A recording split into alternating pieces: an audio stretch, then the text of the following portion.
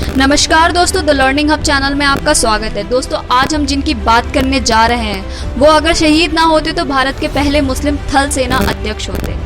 दोस्तों जिनकी वीरता और देश प्रेम की कहानी उन सभी कट्टरपंथी व धर्म के नाम पर देश में दंगा करने वाले लोगों के मुंह पर जोरदार तमाचा है और सीख है दोस्तों उन सभी लोगों के लिए जो देश को मजहबी तराजू में तोड़ते हैं। दोस्तों नौशेरा के शेर के नाम से विख्यात ब्रिगेडियर उस्मान का जन्म 15 जुलाई 1912 को उत्तर प्रदेश के माऊ जिले के बीवीपुर गांव में हुआ था। दोस्तों 6 फरवरी 1948 को पाकिस्तान ने नौशेरा पर बहुत बड़ा हमला कर दिया था, लेकिन ब्रिगेडियर उस्मान के नेतृत्व में भारतीय सेना ने जीत हासिल कर ली थी और तभी से दोस्तों उन्हें नौशेरा का शेर कहा जाने लगा। दोस्तों जानकारों का हमेशा से यह मानना रहा है कि ब्रिगेडियर उस्मान शहीद ना हुए होते तो देश के पहले मुस्लिम थल सेना प्रमुख होते, क्योंकि दोस्तों उस्मान बहुत ही काबिल अफसर थे। जब भारत और पाकिस्तान का बंटवारा हो रहा था तब उनके सामने मोहम्मद अली जिन्ना की तरफ से पर्सनल ऑफर आया था कि वे पाकिस्तान आर्मी ज्वाइन करें। साथ ही दोस्तों मुसलमान व इस्लाम की दुहाई देकर मोहम्मद उस्मान को पाकिस्तान चुनने का दबाव भी बनाया गया था, लेकिन दोस्तों उस्मान नहीं माने। वह बार बार एक ही बात कहते थे कि उनका मजहब जो भी है पर उनका देश हिंदुस्तान है। दोस्तों तब जिन्ना द्वारा ऐसा प्रस्ताव उस्मान को दिया गया जिसे ठुकरा पाना दोस्तों किसी के लिए भी आसान नहीं होता। ऐसा दावा किया जाता है दोस्तों कि उस्मान को पाकिस्तान सेना का अध्यक्ष बनाने का ऑफर दिया गया था, लेकिन उस्मान के देश प्रेम ने इस प्रस्ताव को दोस्तों ठुकरा दिया। दोस्तों उस्मान ऐसे अकेले भारतीय सैनिक थे जिनके सर पर पाकिस्तान ने 50,000 रुपए का इनाम रखा था, जो उस समय यानी 1947 में बहुत बड़ी रकम हुआ करती थी। दोस्तों 1948 में देश की सरहद पर पाकिस्तान ने अघोषित लेकिन भीषण युद्ध छेड़ दिया। वह कश्मीर को भारत से काट देना चाहता था।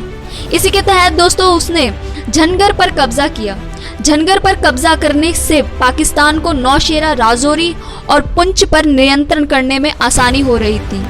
पाकिस्तानी सेना नौशेरा को दोस्तों चारों तरफ से घेर रही थी। नौशेरा राजनयिक और सैन्य दृष्टि से दोस्तों बेहद ही महत्वपूर्ण था और युद्ध में अपनी पकड़ बनाने के लिए भारत को यह चाहिए था कि वह पाकिस्तानी सेना को यहाँ से पूरी तरह बेदखल कर दे, क्योंकि दोस्तों नौशेरा के जरिए पाकिस्तानी सेना पूरे कश्मीर पर कब्जा कर सकती थी और नौशेरा फतेह के बिना आगे बढ़ना उनके लिए भी बहुत मुश्किल था। उस समय दोस्तों ब्रिगेडियर उस्मान ने अपने सैनिकों का मनोबल बढ़ाते हुए कहा था कि पूरी दुनिया की निगाहें आपके ऊपर है और हमारे देशवासी की उम्मीदें और आशाएं हमारे प्रयासों पर लगी हुई हैं। हमें उन्हें निराश नहीं करना चाहिए। हमें बिना डरे झंगर पर कब्जा करने के लिए आगे बढ़ना चाहिए।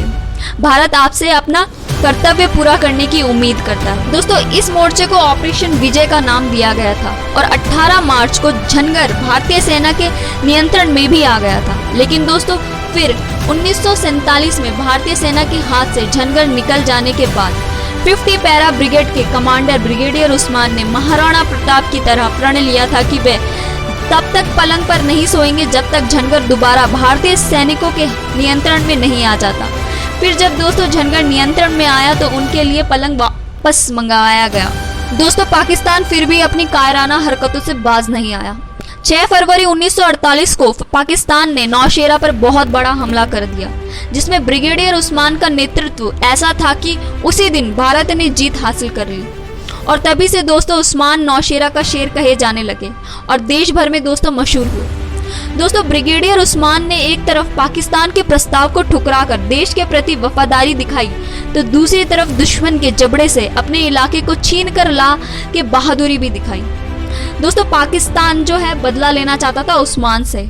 उसने उस्मान का सिर कलम करने वाले के लिए इनाम की घोषणा कर दी और इसी दौरान दोस्तों पाकिस्तान ने झंगर पर 3 जुलाई 1948 में 5वां हमला भी कर दिया। तकरीबन शाम के 5 बजे दोस्तों सीमा पर जबरदस्त गोलाबारी हो रही थी।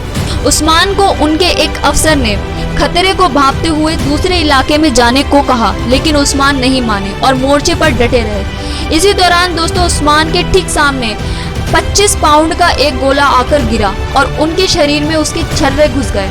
दोस्तों बाकी सैनिक तो बच गए, लेकिन ब्रिगेडियर उस्मान अपने देश की आन के लिए शहीद हो गए और जाते जाते दोस्तों वह अंतिम शब्द यह कह गए थे कि हम तो जा रहे हैं पर देश की जमीन के एक भी टुकड़े पर दुश्मन का कब्जा ना होने पाए। दोस्तों ब्रिगेडियर उस्मान का पार्थिव शरीर जामिया मिलिया विश्वविद्यालय में दफनाया गया और उनकी वीरता के लिए दोस्तों उन्हें मरणोपरांत महावीर चक्र से सम्मानित किया गया। दोस्तों ब्रिगेडियर उस्मान मुस्लिम होते हुए भी उनमें कोई धार्मिक पूर्वाग्रह नहीं था। अपनी वीरता, निष्पक्षता और ईमानदारी के चलते हम सभी के दिलों में दोस्तों वह हमेशा के लिए अमर हो गए। दोस्तों ब्रिगेडियर उस्मान पूरी उम्र अविवाहित रहे और अपनी वेतन का बड़ा हिस्सा वह गरीब बच्चों की मदद के लिए देते थे। वह ना ही शराब पीते थे और ना ही मांस का सेवन करते थे। दोस्तों भारतीय सैनिकों के इतिहास में उस्मान वीर गति को प्राप्त होने वाले सबसे बड़े सैन्य अधिकारी थे। तो दोस्तों आज की वीडियो में बस इतना ही। अगर आपको हमारा वीडियो पसंद आया हो तो इस वीर गाथा के लिए लाइक शेयर सब्सक्राइब करने में जरा भी कंजूसी ना करें। तब तक के लिए दोस्तों जय हिंद, जय भारत।